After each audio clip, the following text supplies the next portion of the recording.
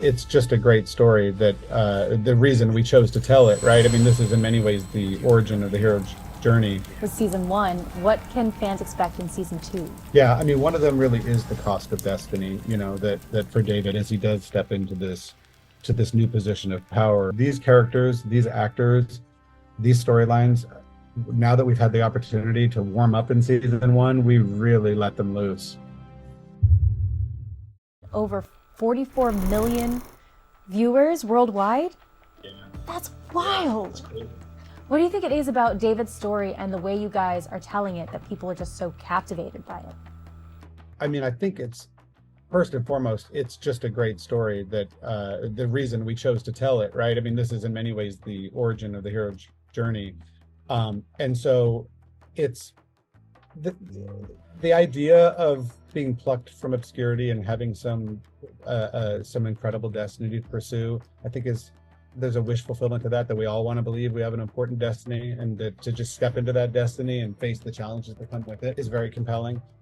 It's a story that people are familiar with. Everyone's heard of David and Goliath, but not a lot of people know the details of that story. So I think it has this great familiarity to it. There's a comfort in that, but also a lot of mystery because there's so many details of it that people don't know. So I think that the combination of all that and just the fact that it's epic and it's an adventure and it's a love story, all of those things, along with some palace intrigue, make it kind of gives something for everyone. I was curious, how do you, as a storyteller, balance the biblical authenticity with storytelling and creating and not creating the dynamics, but displaying the dynamics that are there? It's definitely one of the great challenges, but it also is a gift because you're starting with a framework of a story that's laid out, right? And we try, we're looking to the Bible, into the scripture all the time for these are the beats that we know we want to tell, but then there's all these gaps in between, right? And we talk about this a lot, where the Bible will give you very often a tremendous amount of detail about one particular thing, the measurements of the tabernacle. We always joke about that, but then often other times, you get one sentence about this is who this person married, but then we don't know anything about that woman. So it gives us an opportunity to create a lot around it, and to fill in, as an exploration to sort of go understanding the heart and soul of what we're of the scripture that we're sharing, and having reverence for that, and then going, but what are the opportunities to go, what would it have felt like to live in that moment, or what might have brought a person to do those things. And so there's character opportunity and story exploration to fill in the gaps in between things, but we do it very carefully too. And we have, a biblical board, and we have scholars that we consult with, to make sure that we're authentic to the history and to the spirit of the scripture. So that becomes a really fun challenge and a really wonderful exploration. Yes, and this season especially, there's so much to explore. I mean, you guys, it's not just battles, but there's family tension, there's the complicated love story, there's coming into power and kind of what to do with that. What themes do you want audience most to wrestle with as David's stories unfold? Yeah, I mean, one of them really is the cost of destiny, that for David as he does step into this new position of power and being celebrated as a hero, that comes at a great cost, in the relationship in his life, and also the fear and concern that he's not worthy, and trying to earn what has been given to him in this future.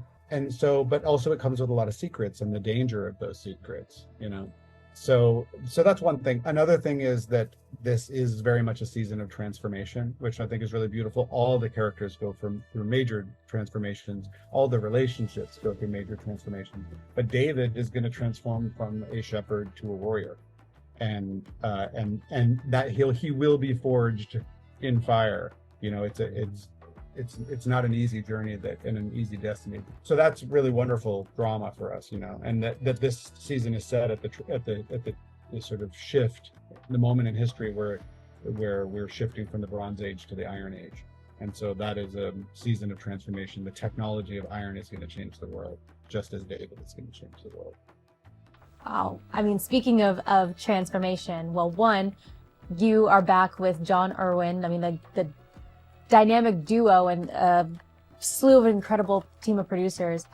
How did your collaboration evolve from season 1 into season 2? Yeah, good question. I mean, it's funny. Jon and I have collaborated on quite a few things over the years. We wrote 7 or 8 movies together. Sometimes he directs it, sometimes I direct. This was the first time we'd really co-directed and collaborated this directly from beginning to end on season 1 of House of David. Season 2, we really learned in season 1 how our strengths complement each other. And so it was much easier to step into season 2 and to say, like, how are we going to divide and conquer, and where do we challenge each other's ideas and elevate the content. So we were excited to do it because we knew that it was really working well, and so we dove right in, and we're gonna hopefully dive into another season if we can work it out. We'll see. I wanted to know, I mean, you guys work so close together, and you guys, like you said, are co-directors in this season. Has there ever a time where you have one idea and he has a completely different idea, and kind of how do you do the tiebreaker? Like, oh, it's easy, and my ideas are always better than his, so we just go with mine. But yeah, I mean, I think we tend to either agree, or if one of us challenges the other, that passionate debate leads to the right idea, and so yeah, that has actually been quite easy. We don't have major conflicts in that way, but when we do, it just sort of forces us to a better idea. We're not going to settle until we're both satisfied. So that forces some ideas to get sharpened up, and hopefully just elevates the whole team. Yeah. What's your directing style like? And have you noticed the differences between your directing style versus Jon? Like, how do you create that kind of atmosphere on set? Jon loves to be behind the camera. Jon is very excited by the scope and scale of the action of the show. I am much more happy to be sitting with the actors and huddled with them, and really finding the emotional finesse of the thing. So, but we both cross over into the other place as well. So that's what's so wonderful about it. Like, on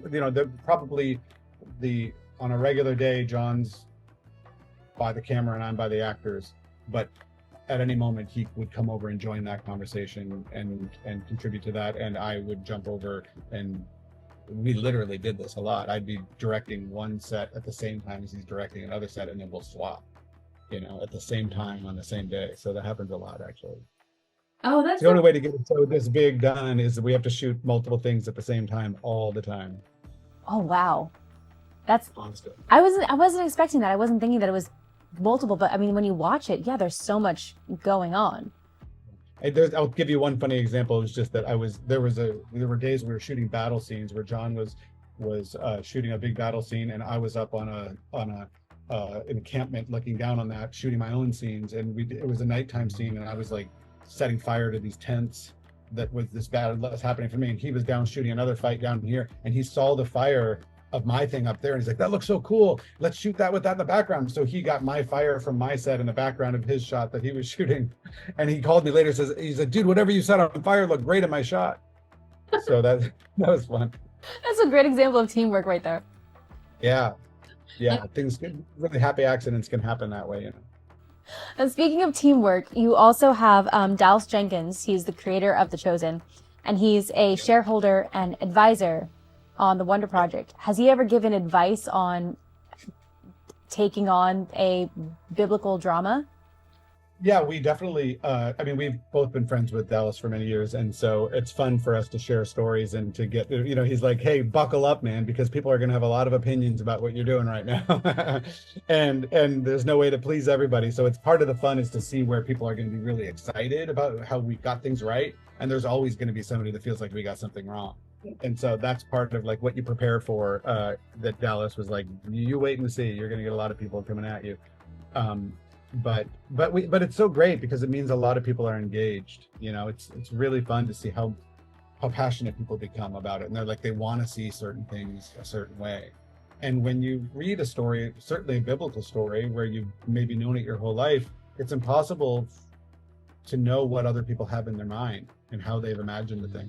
So I love it when I see people say like, this is just how I imagined it, or this is like better than I imagined, or it's brought it to life for me in a very specific way.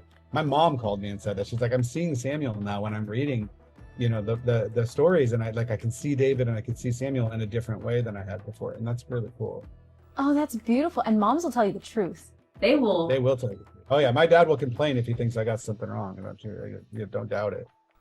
Have you gotten any feedback that surprised you, where you were like, I wasn't expecting someone to latch on to that scene or to get a certain revelation from this moment, but it was just touching? Yeah. I mean, it's been. I mean, I've read some people online that said they've seen the show like 13 times already now or something, but like they just keep watching it, and so it's been very interesting. Samuel is a big one, I think, where his sense of humor and the love story of him and his wife has been a wonderful surprise that has been very meaningful to people, you know. I had sometimes like a scene that we don't know is going to be important to somebody else, you know, like we write it for the reasons we write it. Like there's a scene in season 1 where David is threatened by Yoav and he's holding him over the ledge, threatening to drop him, and David has this confidence that like, I know my purpose, that God has a purpose for me. Do you know yours? And it really startles Yoav. I got a message from an old friend from high school who said, I'm watching your show and we're struggling as a family right now in really major ways. And I saw that episode and that moment spoke to me so strongly. David saying, I have a purpose and I know my purpose. And I wouldn't have necessarily picked that scene out as one that would strike somebody or inspire somebody that much, but it was really, really meaningful. So that's always cool, you know, when hopefully you build it with all the right pieces and then different things connect with people in different ways. Yeah. So fans, I mean, they fell in love, like you were describing just that story with season 1. What can fans expect in season 2? Bigger and better. Season 2 we're in love with season 2. I mean, I got to tell you, like these characters, these actors, these storylines, now that we've had the opportunity to warm up in season 1, we really let them loose in season 2.